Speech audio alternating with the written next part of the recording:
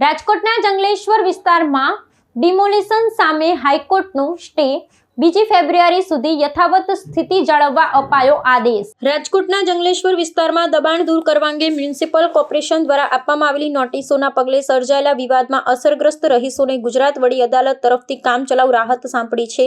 સ્થાનિક નાગરિકોએ પોતાની મિલકતો પર તોડાઈ રહેલા સંકટ સામે હાઈકોર્ટમાં ઘા નાખી હતી। આ અરજી પર તાત્કાલિક સુનાવણી હાથ ધરાતા નામદાર અદાલતે આગામી 2 ફેબ્રુઆરી સુધી સ્થળ પર યથાવત સ્થિતિ જાળવી રાખવાનો મહત્વપૂર્ણ આદેશ જારી કર્યો છે, જેને પગલે વહીવટી તંત્રની કાર્યવાહી પર હાલ પૂરતી બ્રેક લાગી છે। ન્યાયિક પ્રક્રિયા દરમિયાન સરકારી વકીલે અદાલત સમક્ષ પક્ષ રજૂ કરતા જણાવ્યું હતું કે સંબંધિત વિસ્તારમાં તંત્ર દ્વારા હાલના તબક્કે કોઈપણ પ્રકારના અસરકારક કે આકરા પગલાં ભરવામાં આવ્યા નથી। અરજદારોની રજૂઆત અને સરકારી પક્ષોની દલીલો ધ્યાને લીધા બાદ ન્યાયાધીશે વહીવટી તંત્રને સ્પષ્ટ સૂચના આપી છે કે આગામી સુનાવણી સુધી કોઈપણ પ્રકારની તોડફોડ કે દબાણ હટાવવાની કામગીરી કરવી નહીં અને પ્રવર્તમાન પરિસ્થિતિમાં કોઈ ફેરફાર કરવો નહીં। આ વચગાળાના આદેશથી જંગલેશ્વર વિસ્તારના સેંકડો અસરગ્રસ્ત પરિવારોને હાશકારો અનુભવ્યો છે। હાઈકોર્ટે આ કેસની વધુ સુનાવણી 2 ફેબ્રુઆરીના રોજ નિયત કરી છે। જ્યાં સુધી અદાલતનો આગળનો નિર્દેશ ન આવે ત્યાં સુધી સ્થાનિકોના આશિયાના પર તોડાઈ રહેલું સંકટ ટળ્યું છે। જોકે કાયદાકીય લડત હજુ ચાલુ હોવાથી અસરગ્રસ્તો અને તંત્ર બંનેની નજર હવે આગામી મુદ્દત પર મંડાયેલી છે। દીપ્તિબેન સોલંકી। દીપ્તિબેન, જે વિસ્તારના લોકો દ્વારા અરજી હાઈકોર્ટમાં કરવામાં આવી હતી ડિમોલેશનને લઈને, શું જવાબ મળ્યો?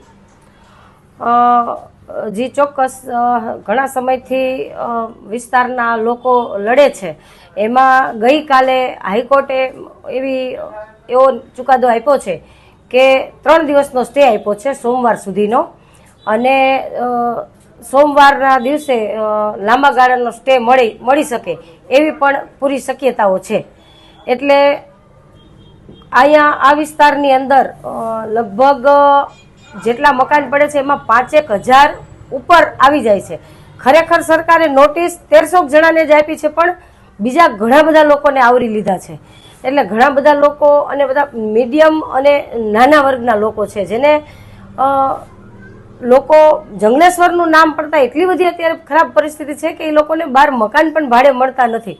અને ક્યાંક સારા વિસ્તારમાં કોઈક અમુક લોકો જાય તો ભાડા 10,000થી ઉપરના તો ભાડા હોય છે, જ્યારે આ મોંઘવારીની અંદર આ નાના માણસોને રોજીરોટીનું જ સાધન માંડ 15-20 હજાર રૂપિયા કમાતા હોય, એમાં છોકરાઓને ભણાવવા, ભાડા ભરવા કે રહેવું, એટલે આ સરકારે થોડી નરમાઈ રાખી, રહેમ રાખી અને આ લોકોને જેમ સૂચિત સોસાયટીઓ ઘણી બધી સરકારે રેગ્યુલાઇઝ કરી છે, તો આ વિસ્તારના લોકોને પણ અમારી એવી માંગણી છે કે આ લોકોને રેગ્યુલાઇઝ કરી દે। જંત્રી ભાવ જે કે એ વિસ્તારના લોકો ભરવા પણ તૈયાર છે, અથવા તો આ લોકોને કંઈક વૈકલ્પિક જગ્યા આપે એવી પણ અમારી માંગણી છે। અને લોકો સાથે રહી અને લોકોની લાગણી પણ આવી છે, અને સરકાર પાસે અમે વિનંતી કરીએ છીએ કે આ નાના માણસોને બેઘર ન કરે। મારું નામ ઇબ્રાહીમભાઈ સોરા। ઇબ્રાહીમભાઈ, જે પિટિશન દાખલ કરવામાં આવી હતી હાઈકોર્ટમાં ડિમોલેશનને લઈને, શું જવાબ આપ્યો હાઈકોર્ટે? હાઈકોર્ટે નાયબ મામલતદારશ્રીને ફોન દ્વારા અને ઓર્ડર હોત કરી આપ્યો કે એને ફોનમાં એને એટલે વિડીયો કોલિંગ કરીને એને સખ્ત શબ્દોમાં એમ કીધું તમારે 3 દિવસ સુધી એટલે કે સોમવાર સુધી ત્યાં વિસ્તારમાં જવાનું નથી કે કોઈ એવી નોટિસ કે કોઈ વસ્તુ કંઈ આપવાની નથી, અને સોમવારે તમારા વકીલને અહીંયા એટલે હાજર રાખશો, સોમવારે એની સુનાવણી થશે।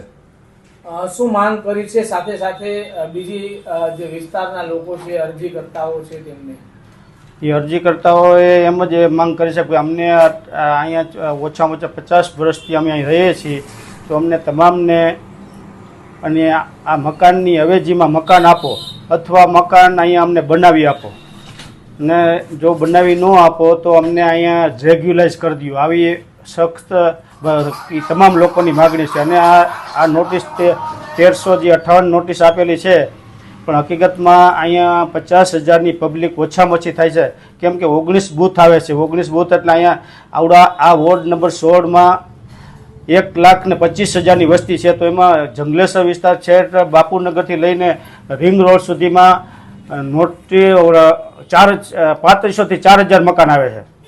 બધાને નોટિસ મળી છે?